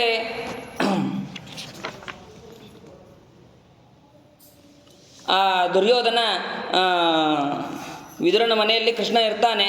ಕೃಷ್ಣ ಇದ್ದಾಗ ವಿದುರನು ಕೂಡ ಕೃಷ್ಣನಿಗೆ ಹೇಳ್ತಾನೆ, ನೀ ದುರ್ಯೋಧನನ ಹತ್ರ ಸಂಧಿ ಮಾಡೋದು ಯುಕ್ತ ಅಲ್ಲ. ಯಾಕೆ ಅಂತಂದರೆ ಅವನು ನಿನ್ನ ಮಾತುಗಳನ್ನು ಕೇಳೋದಿಲ್ಲ, ನಿನ್ನ ಮಾತುಗಳನ್ನು ಉಪೇಕ್ಷೆ ಮಾಡ್ತಾನೆ ಅವನು. ಹಾಗಾಗಿ ಅವನ ಹತ್ರ ಸಂಧಿ ಮಾಡೋದು ಉಚಿತ ಅಲ್ಲ, ನಿನಗೆ ಅವಮಾನ ಆಗತ್ತೆ ಅಂತ ವಿದುರ ಹೇಳ್ತಾನೆ. ಏಕಕರ್ಣ ಪರಾಂಜೇತುಂ ಸಮರ್ಥ ಇತಿ ನಿಶ್ಚಯ ಧಾರ್ತರಾಷ್ಟ್ರಸ್ಯ ದುರ್ಬುದ್ಧೆ ಸಶಮಂ ನೋಪಲಪ್ಸ್ಯತೆ. ದುರ್ಬುದ್ಧಿಯುಳ್ಳಂತಹ ದುರ್ಯೋಧನನಿಗೆ ಕರ್ಣ ಒಬ್ಬನೇ ಎಲ್ಲ ಶತ್ರುಗಳನ್ನು ಜಯ ತಂದುಕೊಡೋದಕ್ಕೆ ಸಮರ್ಥ ಎಂದು ನಿಶ್ಚಯ ಇದೆ. ಅವನು ಸಂಧಿಯನ್ನು ಸರ್ವಥಾ ಒಪ್ಪೋದಿಲ್ಲ. ಹಾಗಾಗಿ ನೀನು ಸಂಧಿಯನ್ನು ಮಾಡುವ ಪ್ರಯತ್ನ ಮಾಡಬೇಡ, ಅದು ವ್ಯರ್ಥ ಆಗತ್ತೆ ಅಂತ ವಿದುರ ಹೇಳ್ತಾನೆ. ವಿದುರ ಹೇಳಿದಾಗ ಭಗವಂತ ಉತ್ತರ ಕೊಡ್ತಾನೆ. ಪರ್ಯಸ್ತಾಂ ಪೃಥ್ವೀಂ ಸರ್ವಾಂ ಸಾಶ್ವಾಂ ಸರಥ ಕುಂಜರಾಂ ಯೋ ಮೋಚಯೇನ್ ಯೋ ಯೋ ಯೋ ಮೋಚಯೇನ್ ಮೃತ್ಯುಪಾಶಾತ್ ಪ್ರಾಪ್ನುಯಾತ್ ಧರ್ಮಮುತ್ತಮಂ. ಯಾರು ಸಮಸ್ತವಾದಂತಹ ಜಗತ್ತನ್ನು ಈ ಮೃತ್ಯುಪಾಶದಿಂದ ಯಾರು ಬಿಡಿಸ್ತಾರೋ ಅವನು ಶ್ರೇಷ್ಠವಾದಂತಹ ಧರ್ಮವನ್ನು ಹೊಂದಿದವನು, ಧರ್ಮವನ್ನು ತಿಳಿದವನು ಅಂತರ್ಥ. ಯಾಕೆ ನಾನು ಬಿಡಿಸೋದಕ್ಕೆ ಬಂದಿದ್ದೀನಿ ಅಂತಂದರೆ, ಧರ್ಮಕಾರ್ಯೇ ಯಥಾತ್ಮಾಯೋ ನ ಚೇತ್ ಶಕ್ನೋತಿ ಮಾನವ ಪ್ರಾಪ್ತೋ ಭವತಿ ತತ್ಪುಣ್ಯ ಮಾತ್ರಮೇ ನಾಸ್ತಿ ಸಂಶಯ. ನನ್ನನ್ನು ಯಾರು ತಪ್ಪಾಗಿ ತಿಳ್ಕೋಬಾರ್ದು. ಯಾವ ಮನುಷ್ಯ ಧರ್ಮ ಕಾರ್ಯವನ್ನು ಮಾಡಲು ಪ್ರಯತ್ನಪಟ್ಟರೂ ಅದು ಧರ್ಮ ಮಾಡೋದಕ್ಕೆ ಸಾಧ್ಯ ಆಗೋದಿಲ್ಲವೋ ಅದು ಧರ್ಮ ಕಾರ್ಯವನ್ನು ಮಾಡಿದಂತಹ ಪುಣ್ಯ ಉಂಟಾಗುತ್ತದೆ ಅಂತ ಅನ್ನೋದರಲ್ಲಿ ನನಗೆ ಸಂದೇಹ ಇಲ್ಲ. ಜ್ಞಾತೀನಾಂ ಹಿ ಮಿತೋ ಭೇದೋ ಯನ್ಮಿತ್ರಂ ನಾಭಿಪದ್ಯತೆ ಸರ್ವಯತ್ನೇನ ಮಾಧ್ಯಸ್ಥಂ ನ ತನ್ಮಿತ್ರಂ ವಿದುರ್ಬುಧಾಃ. ಯಾವ ಸ್ನೇಹಿತ ದಾಯಾದಿಗಳಲ್ಲಿ ವೈರ ಉಂಟಾದಾಗ ಅದನ್ನು ಆ ವೈರವನ್ನು ತಡೆಯುತ್ತಾನೋ ಅವರು ಸ್ನೇಹಿತರು ಅಂತ ಆಗೋದಿಲ್ಲ, ತಡೆಯೋದಿಲ್ಲವೋ ಅವರು ಸ್ನೇಹಿತರು ಅಂತ ಆಗೋದಿಲ್ಲ.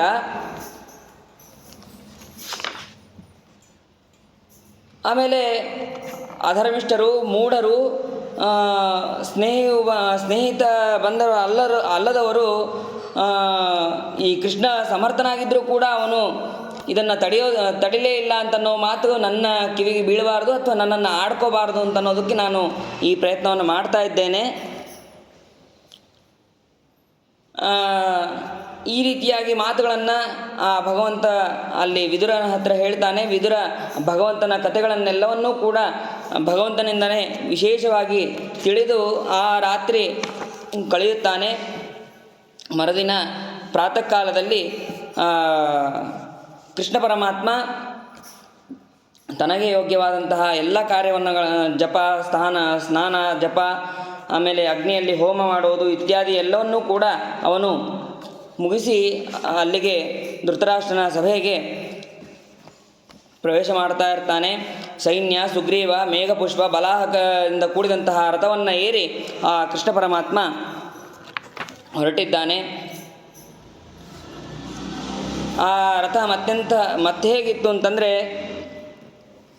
ಕೂಬರ, ಆವರ್ತಗಳ ಸಂಧಿ ಈ ಎಲ್ಲರಿಂದ ಕೂಡಿದಂತಹ ಎತ್ತರವಾದಂತಹ ಮಹಾಗರ್ಜನೆಯನ್ನು ಹೊಂದಿದಂತಹ ಮೋಡಗಳು ಹೇಗೆ ಕಾಂತಿಯುಕ್ತವಾಗಿರ್ತದೋ ಹಾಗೆ ಶೋಭಿಸ್ತಾ ಇತ್ತು ಅಂತ ಕೃಷ್ಣನ ರಥ ಶೋಭಿಸ್ತಾ ಇತ್ತು ಅಂತ ಹೇಳ್ತಾರೆ. ಅವನನ್ನು ಕರೆದುಕೊಂಡು ಹೋಗೋದಕ್ಕೆ ದುರ್ಯೋಧನ, ಕರ್ಣ ಮತ್ತು ಶಕುನಿ ಇವರು ರಥವನ್ನು ಹಿಂಬಾಲಿಸಿಕೊಂಡು ಬರ್ತಾರೆ. ಸಾತ್ಯಕಿ, ಕೃತವರ್ಮ ಮತ್ತು ಎಲ್ಲ ಮಹಾರಥಗಳು ಕೂಡ ಕೃಷ್ಣನನ್ನು ಹಿಂಬಾಲಿಸುತ್ತಾರೆ. ಹೀಗೆ ಕೃಷ್ಣ ರಥವನ್ನು ಏರಿ ಅಲ್ಲಿಂದ ಸಭೆಗೆ ಆಗಮಿಸಿದ್ದಾನೆ. ಸಭೆಗೆ ಆಗಮಿಸಿ ಧೃತರಾಷ್ಟ್ರನನ್ನು ಅವನು ಭೇಟಿಯಾಗ್ತಾನೆ. ಧೃತರಾಷ್ಟ್ರಂ ಪುರಸ್ಕೃತ್ಯ ಭೀಷ್ಮದ್ರೋಣಾದಯಶ್ಚತೆ ಆಸನೇಭ್ಯೋ ಚಲನ್ ಸರ್ವೇ ಪೂಜಯಂತೋ ಜನಾರ್ದನಂ ಅಭ್ಯಾಗಚ್ಚತಿ ದಾಶಾರ್ಹೆ ಪ್ರಜ್ಞಾಚಕ್ಷುರ್ಮಹಾಮನಾಃ ಸಹೈವ ದ್ರೋಣಭೀಷ್ಮಾಭ್ಯಾಂ ಉದತಿಷ್ಠನ್ ಮಹಾಯಶಾಃ. ಆ ಸಭೆಯಲ್ಲಿ ಇರುವಂತಹ ಎಲ್ಲ ಋಷಿಗಳು, ರಾಜರು, ಎಲ್ಲ ದ್ರೋಣಾಚಾರ್ಯರು, ಕೃಪಾಚಾರ್ಯರು, ಭೀಷ್ಮಾಚಾರ್ಯರು ಎಲ್ಲರೂ ಕೂಡ ಆ ಕೃಷ್ಣ ಪರಮಾತ್ಮನ ತೇಜಸ್ಸು, ಆ ವರ್ಚಸ್ಸು ಅದನ್ನು ನೋಡಿ ಎಲ್ಲರೂ ಕೂಡ ಎದ್ದು ನಿಂತು ಸ್ವಾಗತವನ್ನು ಮಾಡ್ತಾ ಇದ್ದಾರೆ. ಧೃತರಾಷ್ಟ್ರನೂ ಕೂಡ ಎದ್ದು ನಿಂತು ಸ್ವಾಗತವನ್ನು ಮಾಡ್ತಾ ಇದ್ದಾನೆ.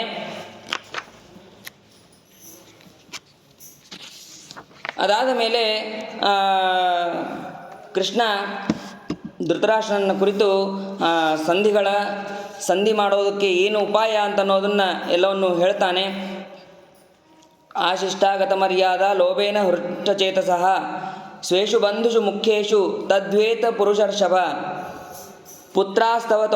ಪುತ್ರಾಸ್ತವತು ಕೌರವ್ಯ ದುರ್ಯೋಧನ ಪುರೋಗಮಾಃ ಧರ್ಮಾರ್ಥೋ ಪೃಷ್ಠತಃ ಕೃತ್ವಾ ಪ್ರಚರಂತಿ ನೃಶಂಸವತ್. ಧರ್ಮಗಳನ್ನು ಬಿಟ್ಟು ಈ ನಿನ್ನ ಮಕ್ಕಳು ಬಹಳ ಕ್ರೂರವಾಗಿ ನಡೆಯುತ್ತಿದ್ದಾರೆ, ಅದು ಸರಿಯಲ್ಲ. ಅದು ಯಾರು ಈ ದುರ್ಯೋಧನಾದಿಗಳು ಶಿಷ್ಟಾಚಾರವನ್ನು ಮೀರಿ ಮರ್ಯಾದೆಯೂ ಇಲ್ಲದೆಯಂತೆ ಅವರು ತಮ್ಮ ಮನಸ್ಸಿಗೆ ಬಂದಂತೆ ಅವರು ಇದ್ದಾರೆ, ಅದು ಸರಿಯಲ್ಲ. ಅದು ಆ ರೀತಿ ಏನಾದರೂ ಇದ್ದರೆ ಪೃಥ್ವಿಯನ್ನೇ ನಾಶ ಮಾಡುತ್ತದೆ ಅಂತಂದು ಭಗವಂತ ಹೇಳ್ತಾನೆ. ನಹಿ ತ್ವಾಂ ಪಾಂಡವೈರ್ಜೇತುಂ ರಕ್ಷ್ಯಮಾಣಂ ಮಹಾತ್ಮಭಿಃ ಇಂದ್ರೋಪಿ ದೇವೈ ಸಹಿತಃ ಪ್ರಸಹೇತ ಕೃತೋ ನೃಪಾಃ. ಮಹಾತ್ಮರಾದಂತಹ ಪಾಂಡವರು ನಿನ್ನನ್ನು ಈ ಇಂದ್ರನಿಂದನೂ ಕೂಡ ಅವರು ಗೆಲ್ಲೋದಕ್ಕೆ ಸಾಧ್ಯ ಇಲ್ಲ. ಅಂತಹ ಸಮರ್ಥರು ಅವರು ಪಾಂಡವರು. ಅವರನ್ನು ನಿನ್ನ ಮಗ ಹೇಗೆ ಗೆಲ್ತಾನೆ ಅಂತ ಕೃಷ್ಣ ಪರಮಾತ್ಮ ಹೇಳ್ತಾನೆ. ಏನು ಹೇಳಿದರೂ ಕೂಡ ಆ ದುರ್ಯೋಧನ ಕೇಳೋದಿಲ್ಲ. ಪಾಂಡವರು ತಂದೆಯನ್ನು ಕಳೆದುಕೊಂಡಾಗ ನಿನ್ನ ಹತ್ರ ಬಂದರು, ನಿನ್ನನ್ನೇ ತಂದೆ ಅಂತಂದು ನೋಡ್ತಾ ಇದ್ದಾರೆ. ಅವರಿಗೆ ನೀನು ನಿನ್ನ ಮಕ್ಕಳಂತೆ ಅವರನ್ನು ರಕ್ಷಣೆ ಮಾಡು.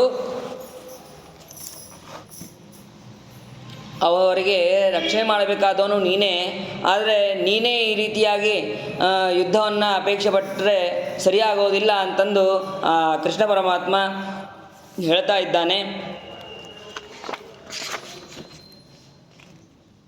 ಮುಂದೆ ಧರ್ಮಾರ್ಥೋ ಸಂಪ್ರದಾರ್ಯೈವ ಯದಿ ಸತ್ಯಂ ಬ್ರವೀಮ್ಯಹಂ ಪ್ರಮುಂಚೇಮಾನ್ ಮೃತ್ಯುಪಾಶಾತ್ ಕ್ಷತ್ರಿಯಾತ್ ಪುರುಷರ್ಷಭ ಪ್ರಶಾಮ್ಯ ಭರತಶ್ರೇಷ್ಠ ಮಾಮನ್ಯು ವಶಮನ್ಮಗಾಹ. ಧರ್ಮಾರ್ಥಗಳನ್ನು ನಾನು ನಿಶ್ಚಯ ಮಾಡಿಕೊಂಡೇ ಮಾತಾಡ್ತಾ ಇದ್ದೀನಿ. ನೀನು ತಿಳಿಯೋದಾದರೆ ತಿಳಿ. ಕ್ಷತ್ರಿಯರಿಗೆ ಮೃತ್ಯುಪಾಶದಿಂದ ಬಿಡಿಸುವಂತಹವನಾಗು. ಸಂಧಿಯನ್ನು ಮಾಡಿಕೊಳ್ಳೋಕ್ಕೆ ಯೋಜನೆ ಮಾಡು. ಕೋಪಕ್ಕೆ ವಶನಾಗಬೇಡ ಅಂತಂದು ಆ ಧೃತರಾಷ್ಟ್ರನಿಗೆ ಹೇಳ್ತಾ ಇದ್ದಾನೆ. ಅದಾದ ಮೇಲೆ ಕೃಷ್ಣ ಪರಮಾತ್ಮ ಇಷ್ಟು ಹೇಳಿ ಒಂದು ಕ್ಷಣಕಾಲ ಸುಮ್ಮನೆ ಇರ್ತಾನೆ. ಈ ಕೃಷ್ಣ ಪರಮಾತ್ಮನ ಎಲ್ಲ ಮಾತುಗಳನ್ನು ಕೂಡ ಎಲ್ಲರೂ ಕೂಡ ಮನಸ್ಸಿನಲ್ಲಿ ಗೌರವಿಸಿದ್ದಾರೆ. ಆದರೂ ಯಾರೂ ಎದ್ದು ನಿಂತು ಮಾತಾಡಿಲ್ಲ. ಅದೇ ಸಮಯಕ್ಕೆ ಪರಶುರಾಮ ದೇವರು ಅಲ್ಲಿ ಮಾತಾಡ್ತಾರೆ. ಒಬ್ಬ ದಂಭೋದ್ಭವ ಅಂತ ಒಬ್ಬ ರಾಜ. ಆ ರಾಜ ಅವನು ನನಗೆ ಬಹಳ ಸಾಮರ್ಥ್ಯ ಇದೆ, ನನ್ನನ್ನು ಯುದ್ಧದಲ್ಲಿ ಯಾರೂ ಗೆಲ್ಲಿಸೋದಕ್ಕೆ ಸಾಧ್ಯ ಇಲ್ಲ ಅಂತಂದು ಯಾವಾಗಲೂ ತನ್ನ ಸ್ವರೂಪವನ್ನು ಹೇಳ್ಕೊತಾ ಇರ್ತಾನೆ.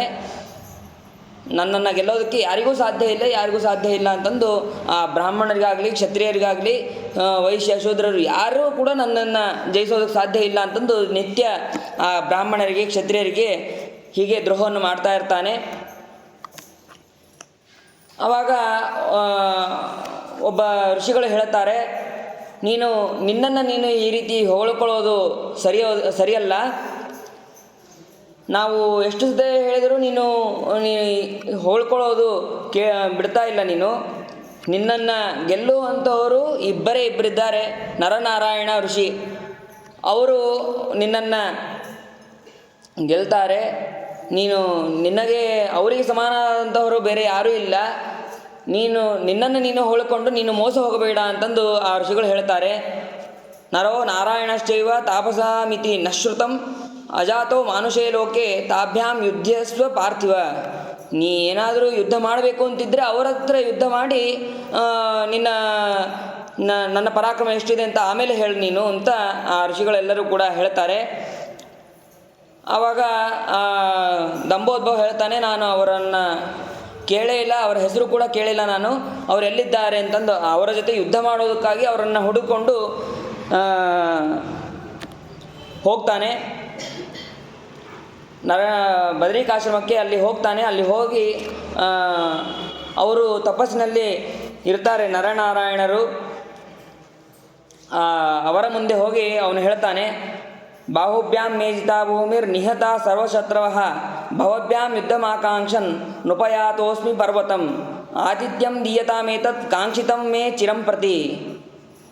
ನನ್ನ ಈ ಬಾಹುಗಳಿಂದ ಇಡೀ ಭೂಮಿಯನ್ನೇ ನಾನು ಗೆದ್ದಿದ್ದೇನೆ, ಎಲ್ಲ ಶತ್ರುಗಳನ್ನು ಕೂಡ ಸಂಹಾರ ಮಾಡಿದ್ದೇನೆ. ನನಗೆ ನಿಮ್ಮ ಜೊತೆಯಲ್ಲಿ ಯುದ್ಧ ಮಾಡುವ ಅಪೇಕ್ಷೆ ಇದೆ. ಆ ಅಪೇಕ್ಷೆಯಿಂದ ನಾನು ಗಂಧಮಾದನ ಪರ್ವತವನ್ನು ಹತ್ತಿ ಬಂದಿದ್ದೇನೆ. ನನಗೆ ಯುದ್ಧರೂಪವಾದಂತಹ ಆತಿಥ್ಯವನ್ನು ಕೊಡಬೇಕು ಅಂತಂದು ನರನಾರಾಯಣರಲ್ಲಿ ಕೇಳ್ತಾನೆ. ನರನಾರಾಯಣರು ಹೇಳ್ತಾರೆ, ಇದು ಶ್ರೇಷ್ಠವಾದಂತಹ ಆಶ್ರಮ, ಇದು ತಪಸ್ಸಿಗೆ ಯೋಗ್ಯವಾದಂತಹ ಆಶ್ರಮ, ಇಲ್ಲಿ ಯುದ್ಧಾದಿಗಳು ಯಾವುದೂ ಕೂಡ ನಡೆಯೋದಿಲ್ಲ. ಭೂಮಿಯಲ್ಲಿ ಬೇಕಾದಷ್ಟು ಕ್ಷತ್ರಿಯರಿದ್ದಾರೆ, ನೀನು ಬೇಕಾದರೆ ಅಲ್ಲಿ ಹೋಗಿ ಯುದ್ಧ ಮಾಡು ಅಂತ ನರನಾರಾಯಣರು ಹೇಳಿದಾಗ ಅದನ್ನು ಕೇಳೋದಿಲ್ಲ. ನಾನು ನಿಮ್ಮ ಜೊತೆನೇ ಯುದ್ಧ ಮಾಡಬೇಕು ಅಂತ ಅವನು ಹೇಳ್ತಾನೆ. ಆವಾಗ ನರ ಹೇಳ್ತಾನೆ, ಅಲ್ಲಿರುವಂಥ ಹಂಚಿಕಡ್ಡಿಗಳು, ಆ ಹಂಚಿಕಡ್ಡಿಗಳನ್ನು ಕೈಯಲ್ಲಿ ತಗೋತಾನೆ. ಕೈಯಲ್ಲಿ ತಗೊಂಡು, ನೀನು ಯುದ್ಧ ಮಾಡಬೇಕು ಅಂತನೋ ಅಪೇಕ್ಷೆ ಇದೆಯಲ್ಲ, ನಿನ್ನ ಹತ್ರ ಯಾವ್ಯಾವ ಅಸ್ತ್ರ ಇದೆಯೋ ಶಸ್ತ್ರ ಇದೆಯೋ ಅದನ್ನೆಲ್ಲವನ್ನು ನೀನು ಉಪಯೋಗಿಸು ಅಂತ ಹೇಳ್ತಾನೆ. ಆವಾಗ ದಂಭೋದ್ಭವ ಹೇಳ್ತಾನೆ, ನಿನ್ನ ಕೈಯಲ್ಲಿರುವಂತಹ ಈ ಕಡ್ಡಿಗಳೇ ನಿನಗೆ ಯೋಗ್ಯ ಅಂತ ಅನ್ನೋದಾದರೆ ನಾನು ಯುದ್ಧವನ್ನು ಶುರು ಮಾಡ್ತೇನೆ ಅಂತ ಹೇಳಿ ಅವನು ಯುದ್ಧವನ್ನು ಪ್ರಾರಂಭ ಮಾಡ್ತಾನೆ. ಎಲ್ಲ ತನ್ನ ಹತ್ರ ಇರುವಂತಹ ಅಸ್ತ್ರ ಶಸ್ತ್ರ ಎಲ್ಲವನ್ನೂ ಕೂಡ ಪ್ರಯೋಗ ಮಾಡ್ತಾನೆ. ಅವನು ಪ್ರಯೋಗ ಮಾಡಿದ ಕ್ಷಣದಲ್ಲೇ ಇವರು ಹಂಚಿಕಡ್ಡಿಗಳನ್ನು ಹಾಕ್ತಾರೆ. ಹಾಕಿದಾಗ ಅವು ಎಲ್ಲವೂ ಕೂಡ ಅದನ್ನು ಆ ಬಾಣಗಳೆಲ್ಲವೂ ಕೂಡ ಪರಿಹಾರ ಮಾಡಿದೆ ಅದು.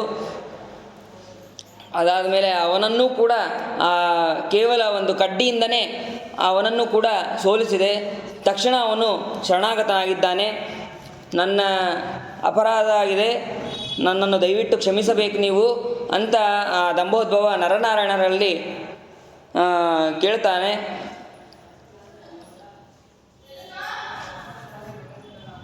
ಆ ಕಡ್ಡಿಗಳು ಅವನನ್ನು ಮುಟ್ಟಿದರೂ ಯಾವುದೇ ರೀತಿ ಗಾಯ ಮಾಡಿರಲಿಲ್ಲ, ಕೇವಲ ಅವನನ್ನು ಸ್ಪರ್ಶ ಮಾತ್ರ ಮಾಡಿತ್ತು ಅಂತ ವಾದಿರಾಜರು ನಮಗೆ ತಿಳಿಸ್ತಾರೆ.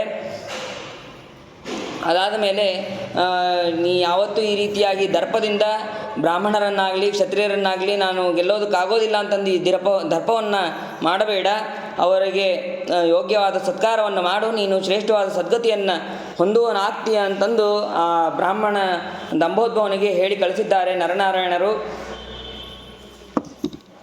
ಅವನು ಕೂಡ ನರನಾರಾಯಣನಿಗೆ ನಮಸ್ಕಾರವನ್ನು ಮಾಡಿ ಶ್ರೇಷ್ಠವಾದಂತಹ ಧರ್ಮಾಚರಣೆಯನ್ನು ಮಾಡುವವನಾಗ್ತಾನೆ.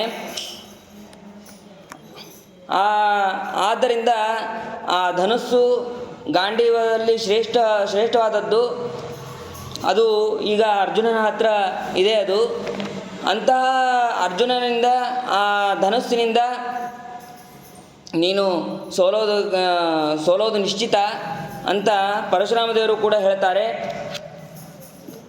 ಹೇಳಿದಾಗ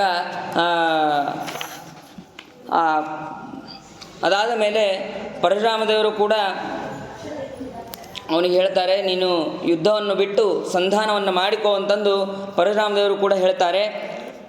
ಹೇಳಿದಾಗ ಅವನು ಕೇಳೋದಿಲ್ಲ. ಅದಕ್ಕೆ ತಕ್ಷಣದಲ್ಲಿ ಕಣ್ವ ಋಷಿಗಳು ಉಪದೇಶವನ್ನು ಮಾಡ್ತಾರೆ. ಆ ಕಣ್ವ ಋಷಿಗಳು ಅನೇಕ ವಿಧವಾದ ಮಾತಲೀಕತೆಯನ್ನು ಹೇಳಿ ಅವನು ಕಣ್ವ ಋಷಿಗಳು ಉಪದೇಶವನ್ನು ಮಾಡ್ತಾರೆ. ಉಪದೇಶವನ್ನು ಮಾಡಿದಾಗ ಕಣ್ವರಿಗೆ ದ್ರೋಹವನ್ನು ಮಾಡ್ತಾನೆ. ನನಗೆ ನೀವೇನು ಉಪದೇಶ ಮಾಡ್ತೀರೋ ಅದು ಯಾವುದೂ ನನಗೆ ಯೋಗ್ಯ ಅಲ್ಲ, ನಾನು ಅವರನ್ನು ತಿರಸ್ಕಾರ ಮಾಡಿಬಿಡ್ತಾನೆ. ಆ ತಕ್ಷಣದಲ್ಲಿ ಅವನು ತೊಡೆ ತಟ್ಟಿ ಹೇಳ್ತಾನೆ, ನಾನು ಪಾಂಡವರನ್ನು ಗೆಲ್ತೇನೆ ಅಂತಂದು ಅವನು ಹೇಳ್ತಾನೆ. ಆವಾಗ ಕಣ್ವ ಋಷಿಗಳು ಶಾಪ ಕೊಡ್ತಾರೆ.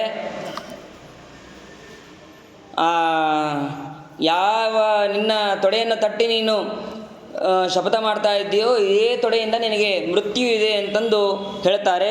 ತತಃ ಕಣ್ವೋ ಬ್ರವೀತ್ ಕ್ರುದ್ಧೋ ದುರ್ಯೋಧನ ಅಪಂಡಿತಂ ಯಸ್ಮಾದೂರುಂ ತಾಡಯಸಿ ಉರೌ ಮೃತ್ಯುರ್ಭವಿಷ್ಯತಿ. ಈ ಉರುವಿನಿಂದಲೇ ಈ ತೊಡೆಯಿಂದಲೇ ನಿನಗೆ ಮೃತ್ಯು ಅಂತನ್ನೋದು ಸಂಭವ ಇದೆ, ಅದನ್ನು ನನ್ನ ಮಾತು ಯಾವತ್ತೂ ಸುಳ್ಳಾಗೋದಿಲ್ಲ ಅಂತಂದು ಆ ಕಣ್ವರ್ಷಿಗಳು ಕೂಡ ಶಾಪವನ್ನು ಕೊಟ್ಟಿದ್ದಾರೆ. ಹೀಗೆ ಕೃಷ್ಣ ಪರಮಾತ್ಮ ಹೇಳಿದ ಮಾತನ್ನು ಕೂಡ ಅವನು ಲೆಕ್ಕಿಸದೆ ಕಣ್ವರು ಹಾಗೂ ಪರಶುರಾಮ ಇವರ ಮಾತನ್ನು ಕೂಡ ಲೆಕ್ಕಿಸದೇ ಇದ್ದಾಗ ಮುಂದೆ ನಾರದರು ಮತ್ತೆ ಹಠ ಅಂತನ್ನೋದು ಯುಕ್ತ ಅಲ್ಲ, ಅದಕ್ಕೆ ಸರಿಯಾದಂತಹ ನೀನು ಹಠದಿಂದ ಇದ್ದರೆ ಅದು ಸರಿಯಲ್ಲ, ನೀನು ಭಗವಂತನ ಮಾತನ್ನು ಕೇಳಬೇಕು ಅಂತಂದು ನಾರದರು ಕೂಡ ಮುಂದೆ ಅನೇಕ ಕಥೆಗಳನ್ನು ಹೇಳ್ತಾರೆ. ಅದನ್ನು ಮುಂದೆ ತಿಳಿಯೋಣ ಅಂತ ಹೇಳ್ತಾ ಇವತ್ತಿನದು ಮುಕ್ತಾಯಗೊಳಿಸ್ತೇನೆ. ಶ್ರೀಕೃಷ್ಣ ಅರ್ಪಣ ಅನೇನ ಭಾವಿ ಪುಣ್ಯಂ ತದಾಪ್ನೋದು ಶ್ರೀಕೃಷ್ಣ.